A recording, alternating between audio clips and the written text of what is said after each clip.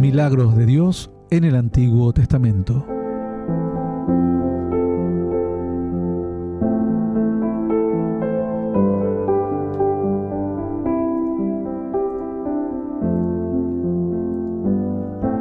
Muy bien, así llegamos a los milagros de Dios en el Antiguo Testamento. Hoy posiblemente ya logremos terminar la historia de Jonás. Jonás, aquel varón a quien Dios lo llama a predicar a una ciudad llamada Nínive, y él decide que no era el momento, que no era el tiempo, o bien que no quería ir definitivamente. Estamos en el capítulo 4. Hemos avanzado bastante en esta historia, creo que ya hemos visto todo lo que es el versículo 4, cuando le dice: haces bien en enojarte tanto, porque estaba muy enojado. Luego dice que sale Jonás de la ciudad, se va hacia el oriente. Todo este aspecto ya lo hemos visto. Dice el verso 6: preparó Dios una calabacera. Esto lo vimos en la última parada, ¿no? Vamos a retomar un poquito de aquí para que podamos mantener el hilo de la temática.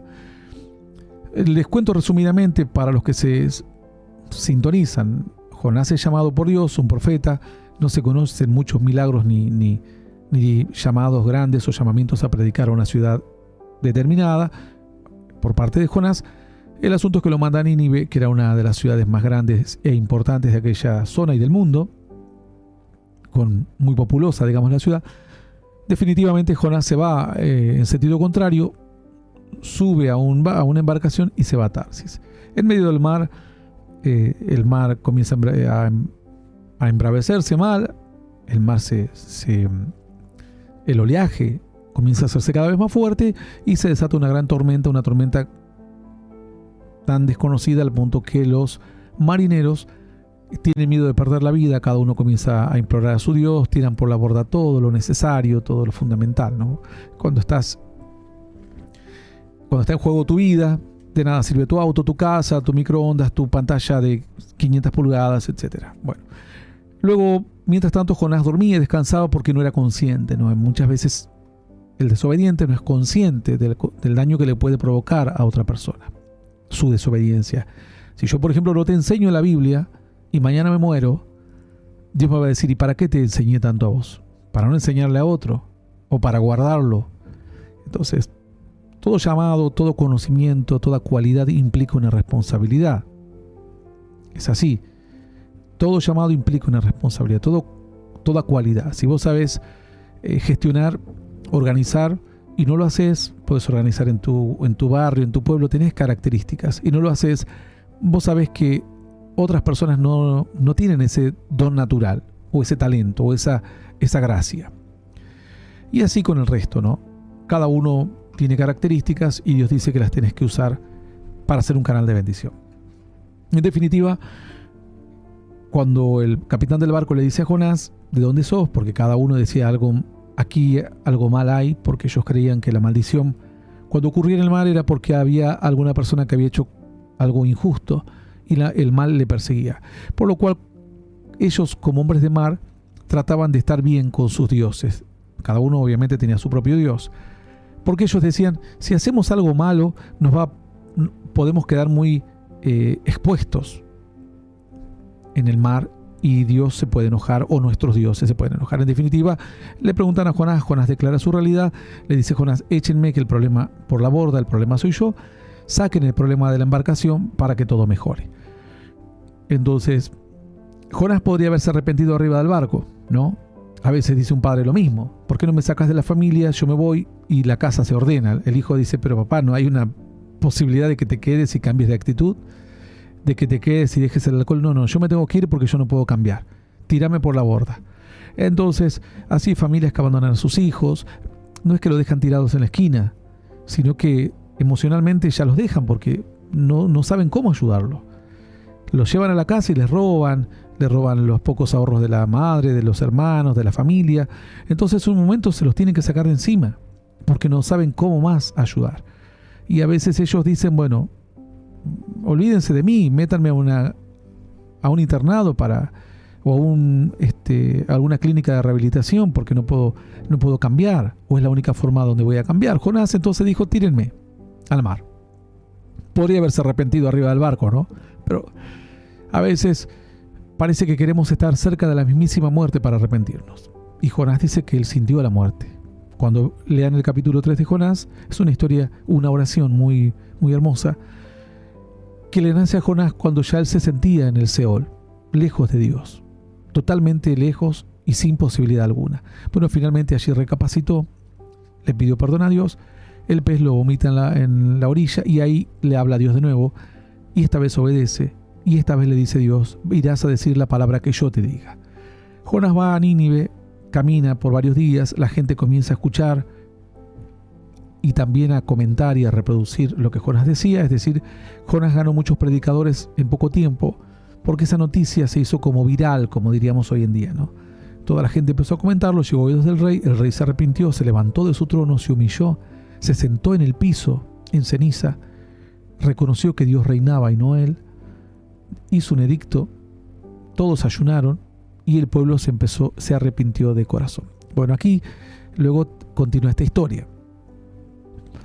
Entonces Jonás en el verso 1 del capítulo 4 describe cómo yo sabía, dice, que si ellos se arrepentían vos los ibas a perdonar.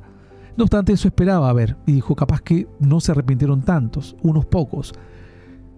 Se fue a la parte oriental, hizo una enramada, esto es en el capítulo 4, verso 5, y esperó allí debajo de una sombra para ver si Dios destruía la ciudad.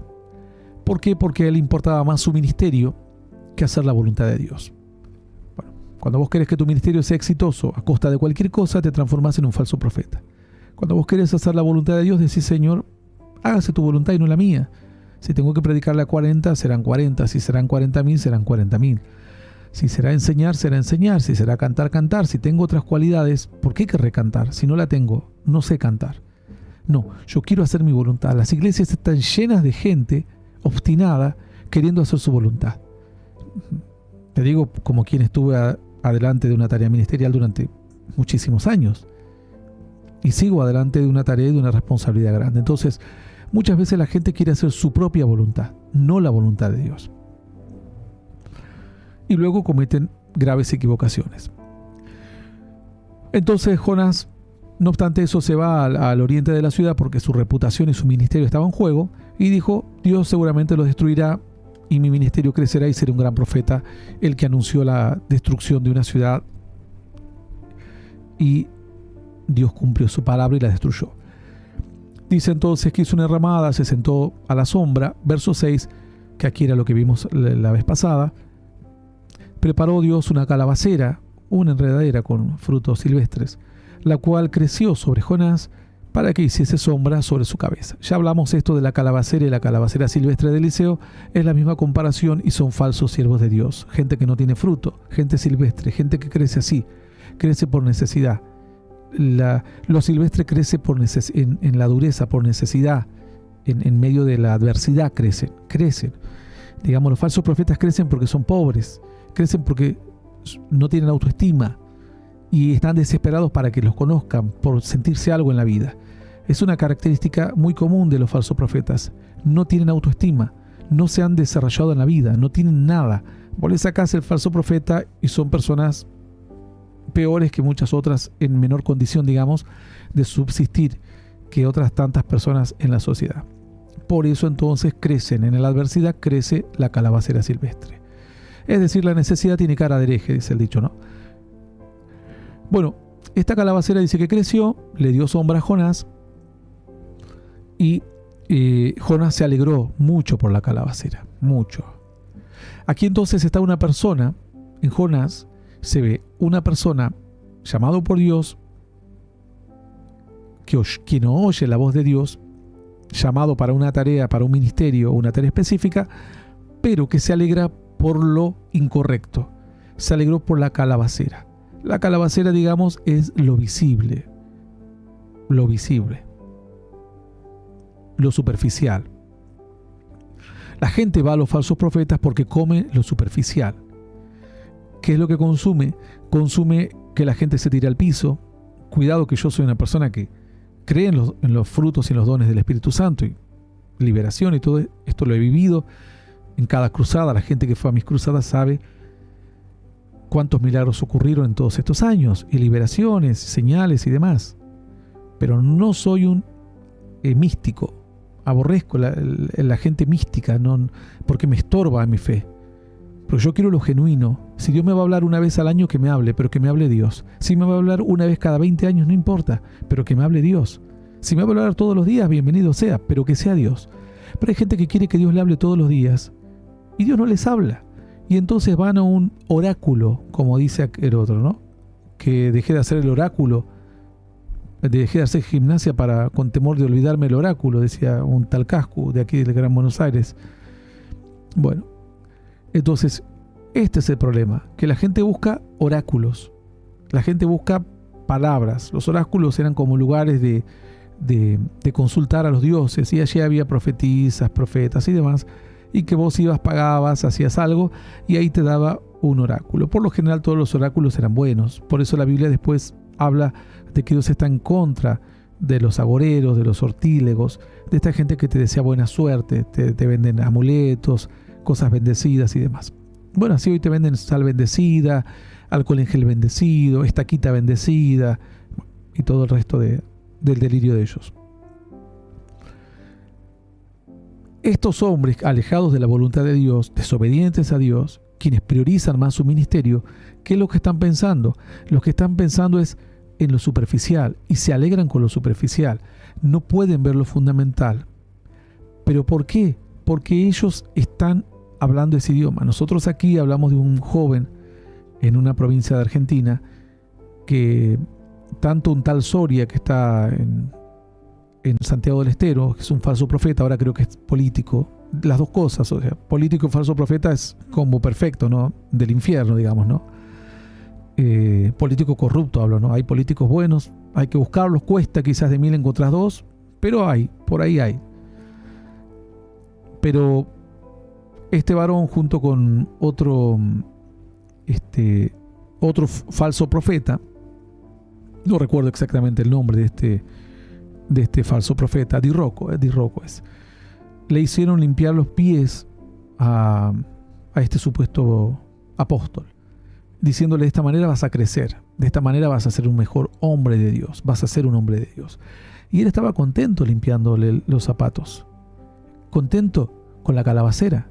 ¿Por qué? Porque se quería beneficiar de la calabacera. Luego este chico, que nosotros vimos y tratamos de defenderlo, terminó siendo un falso profeta igual. Es decir, el hombre alejado de Dios, la mujer o el hombre que buscan beneficiarse por la fe, se alegran de lo que no deben alegrarse. Se alegran de la calabacera, de que caiga gente. Pero mira que es falsa doctrina, no importa, pero mira qué lleno que está, mira qué lleno que está. ¿En tu iglesia va tanta gente? No. Ah, bueno, está lleno acá de gente.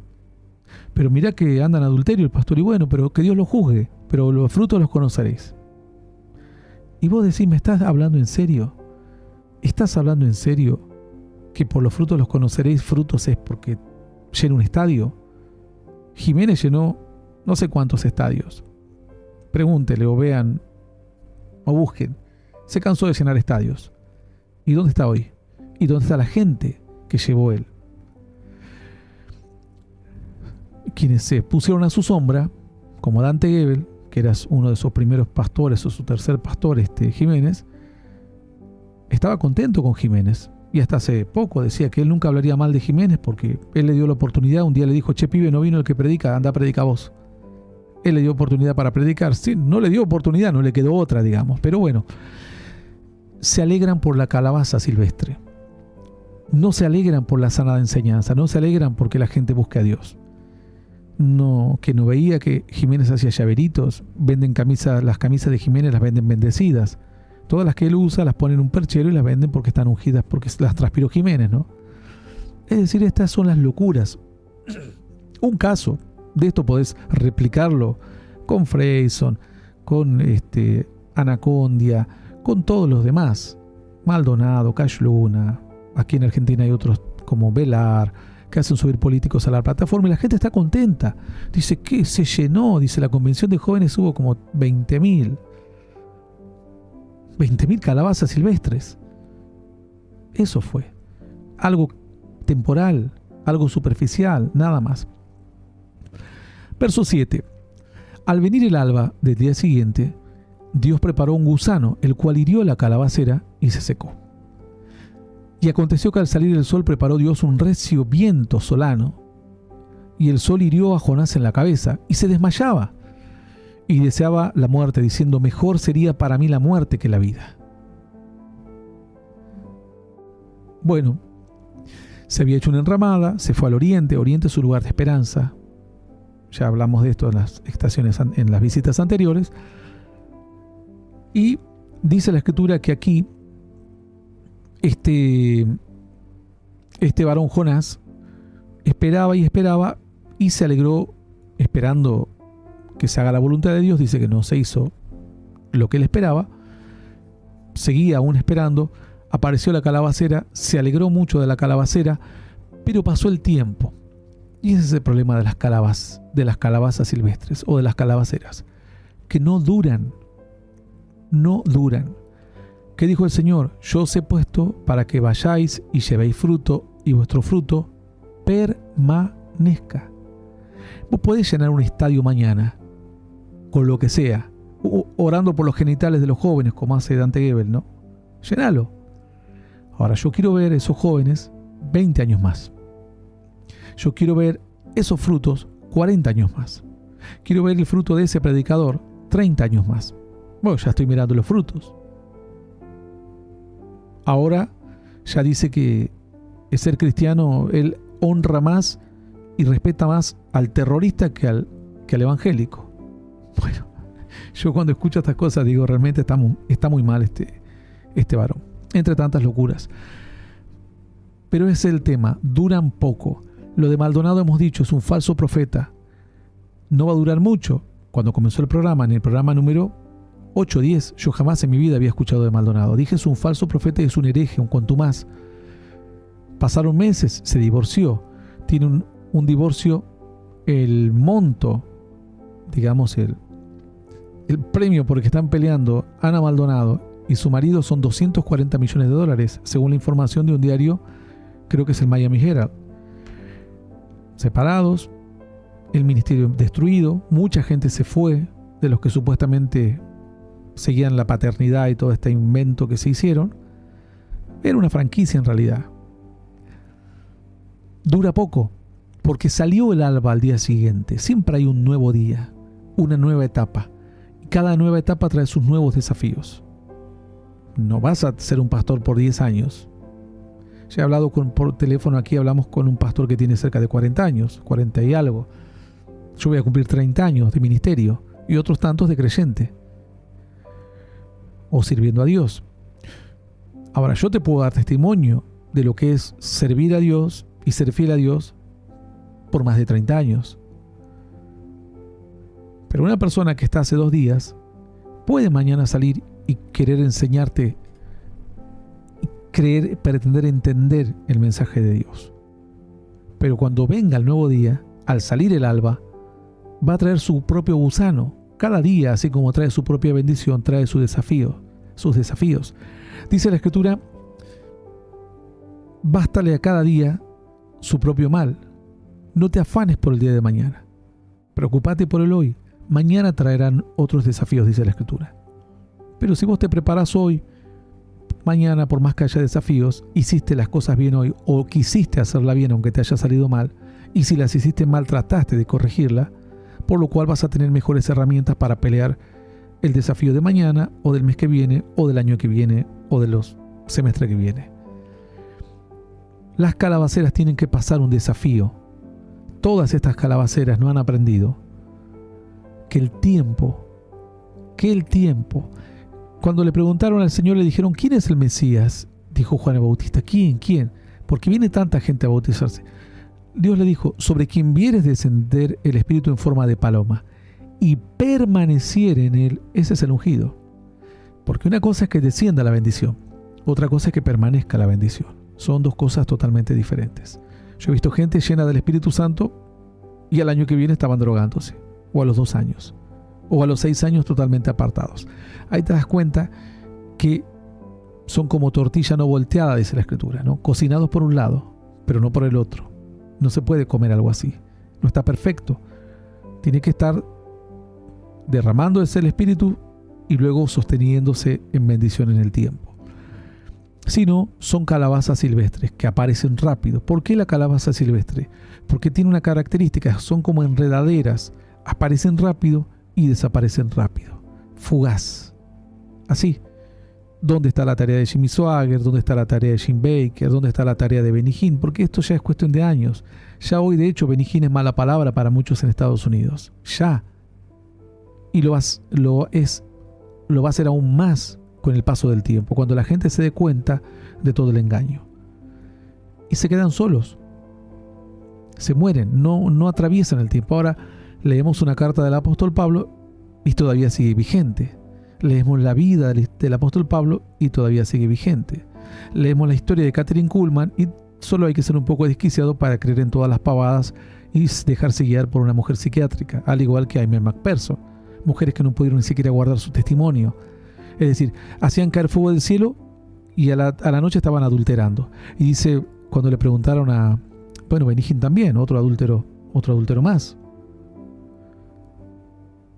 De hecho, perdió un contrato en una editorial por cuestiones de ese tipo, por haberlo encontrado con una mujer, Paula White, en Israel de la mano, hospedados en una suite matrimonial, etc. Bueno. Entonces, la calabaza silvestre es lo fugaz, lo que aparece. Es como el creyente, saliendo ya del tema de estos pastores conocidos o líderes. Vos tenés que verlo en tu vida. Vos querés ser calabaza silvestre. Bueno, la calabaza silvestre es cuando uno no busca la esencia de Dios. Cuando uno dice, quiero enseñar la palabra. Bueno, vas a enseñar porque vas a repetir historias o enseñanzas de este programa o de cualquier otro predicador. Y cuando la enseñas en tu iglesia van a decir, wow, cuántos misterios de la palabra hay. Cuántos misterios de Dios hay encerrados aquí. Pero sin embargo, habrá momentos en que Dios querrá llevarte a otro tiempo, a otra bendición, y no podrás entrar porque no estás buscando lo verdadero. Y entonces simplemente te transformas en eso, en una calabaza silvestre, en algo que no dura, en algo que busca su propio bien. Bueno, dice, al venir el alba, cuando dice la Escritura, al venir el alba, habla de un nuevo día. Pero saben que aquí es curioso, porque cuando la Escritura habla del alba, habla de un nuevo día, pero también está hablando de un examen de Dios. ¿Por qué? Porque dice la Escritura que vendré, dice Dios, y los voy a escudriñar con linterna. Es decir, si Dios va a escudriñarnos con linterna, dice, acontecerá en aquel tiempo que yo escudriñaré a Jerusalén con linterna. Sofonías 1:12. Y castigaré a los hombres que reposan tranquilos como el vino asentado. Bueno, pueden leerlo después. Entonces, hay un momento en el que Dios viene y nos va a escudriñar. Y uno dirá, ¿por qué esto de escudriñar? ¿Por qué será el tema de escudriñar? Porque la Escritura nos habla que Jesús es el lucero de la mañana. Dice la Escritura que la luz vino a los hombres, pero los hombres no quisieron recibirlo, porque los hombres amaron más las tinieblas que la luz. ¿Pero por qué? Es decir, vino el alba. El alba es el nacimiento de Cristo. Pero ellos amaron más las tinieblas que la luz, porque sus obras, dice que eran malas. Eran malas. Entonces, quien tiene las obras malas no quiere que venga el alba, no quiere que venga un nuevo día, porque le conviene seguir en la oscuridad en la noche, donde todos somos lo mismo. Es lo mismo el que mata, es lo mismo el corrupto, es lo mismo el carnicero de la esquina, es lo mismo el que adultera, el que no adultera, todo lo mismo. Vos decís todo lo mismo. Pero dice la Escritura que cuando venga lo perfecto, cuando venga Cristo, traiga luz en nuestros corazones. Dice que el pueblo asentado en tinieblas tuvo gran luz. La luz, dice que en las tinieblas resplandece.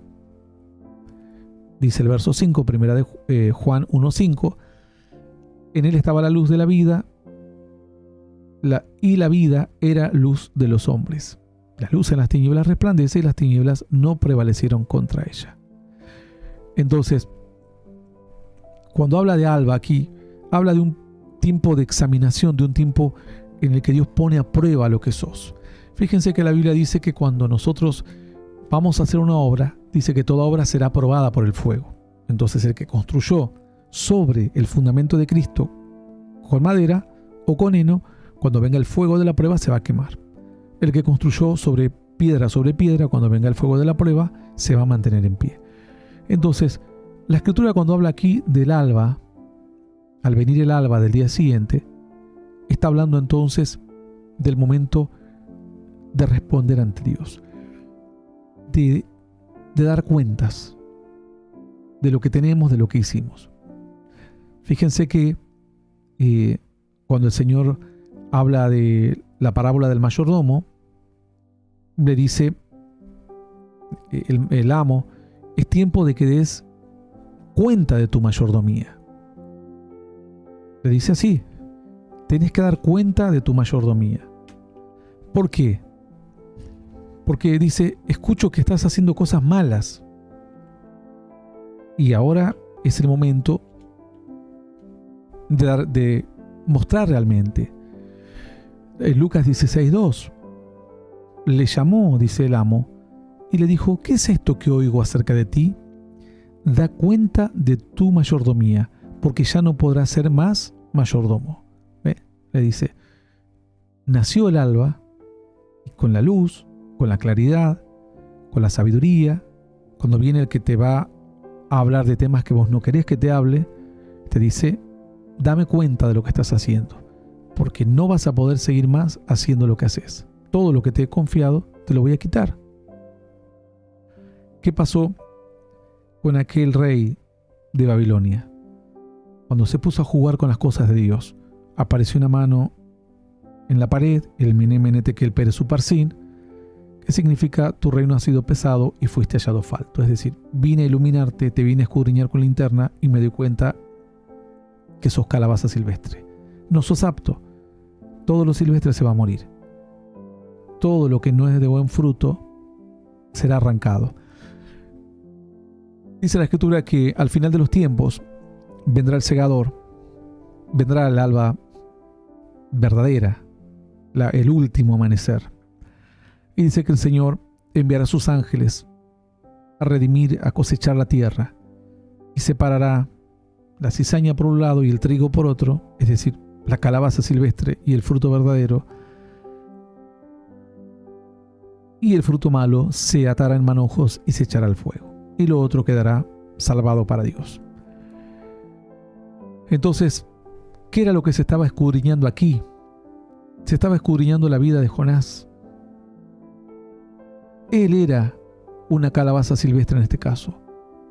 Su momento era, desconocemos qué habrá pasado con la vida de Jonás posterior, pero este tiempo, en este momento, Jonás era una calabaza silvestre, que por fuera dio fruto, que por fuera, que creció rápido, que Dios le habló rápido, que Dios lo usó rápido, pero que no tuvo la capacidad de sostenerse como un hombre de Dios para llevar el mensaje a otras ciudades.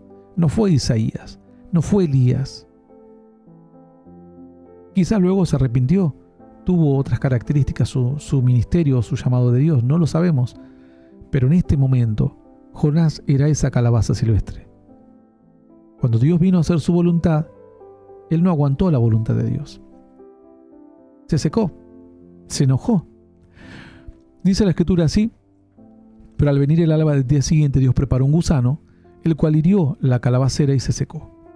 Aconteció que al salir el sol preparó Dios un viento recio, solano, y el sol hirió a Jonás en la cabeza y se desmayaba y deseaba la muerte, diciendo, mejor sería para mí la muerte que la vida.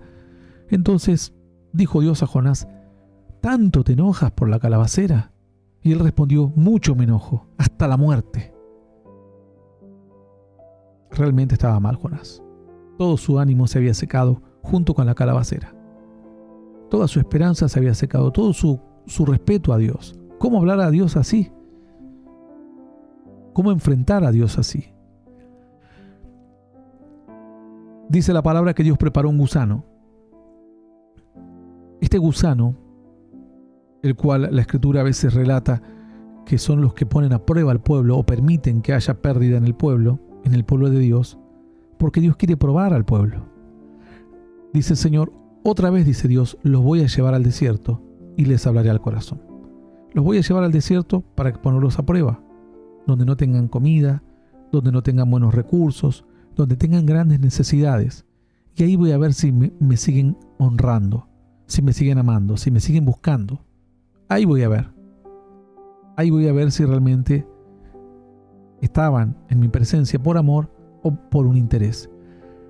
Dice Dios que cuando el pueblo se ponía mal, Dios enviaba al saltón, al revoltón, a la langosta y al gusano, los cuales devoraban todas las bendiciones, todas las cosechas.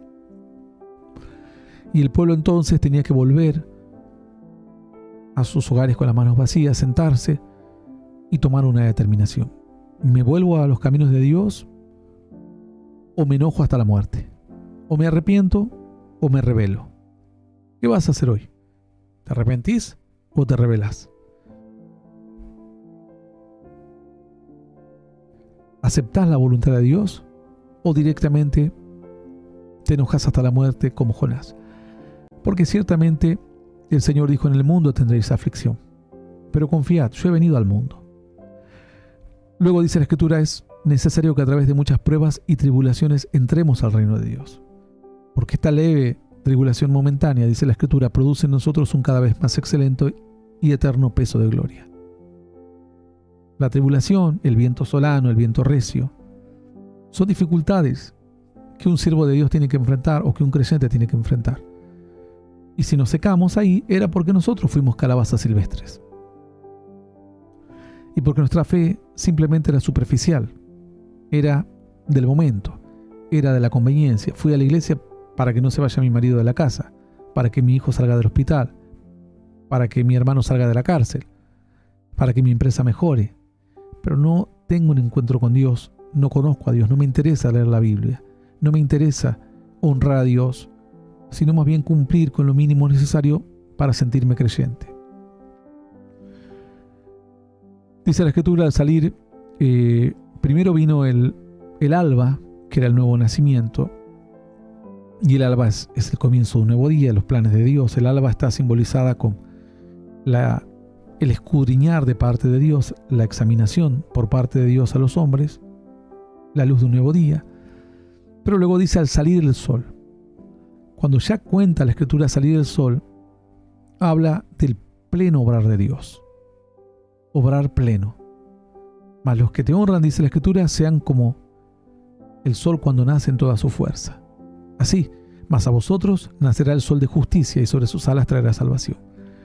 Cuando habla la Escritura de salir el sol, habla de pleno obrar de la voluntad de Dios. Hay momentos en que Dios deja, y hay momentos en que Dios dice, ahora vamos y escudriñamos, o ahora es el momento de la prueba, o ahora es el momento de la zaranda. Permite que venga el gusano, o envía el gusano, o permite que el gusano destruya. Dice que así al salir el sol, vino un viento recio, un viento solano. Fíjense que un viento recio ocurrió en el Pentecostés, pero era para bendecir. Aquí había un viento para herir. Es decir, en plena fuerza, en pleno obrar de Dios, Dios limpiando su propia iglesia, limpiando su propio pueblo. Hay momentos en que Dios deja a la iglesia andar y andar, y hay momentos en que Dios dice, ahora vamos a limpiar. Y salen cosas a la luz, la gente empieza a tener miedo, gente que se enferma, pastores que mueren repentinamente, y vos decís, bueno, esto fue un viento de Dios. Dice que fue un viento recio, Dios apurando a hacer su voluntad. En aquel caso del Pentecostés era para llenar del Espíritu, y en esta para herir a Jonás, quitarle a Jonás lo malo que tenía, para quitarle a Jonás la apariencia que tenía. Porque Jonás tenía apariencia de que estaba bien, sonreía, pero sonreía mientras tenía la calabacera y mientras tenía sombra. Cuando le sacaste eso, Jonás se rebeló y enfrentó a Dios. Dice la Escritura, sopló, hirió a Jonás en la cabeza el viento solano y se desmayaba y deseaba la muerte. No el cambio, la muerte. No un tiempo mejor. Que se acabe todo. Bueno, vamos a dejar aquí esto. Vamos a continuar, ya creo que nos queda la última visita. La vida de Jonás y este libro de Jonás es pequeño, pero nos deja muchísimas enseñanzas muy actuales. Así que tratamos de sacarle todo el provecho necesario, lo que más podamos a través de un medio de comunicación, obviamente, y llevarlos a ustedes de forma comprensible y adaptable a la realidad. Nos vamos de la estación.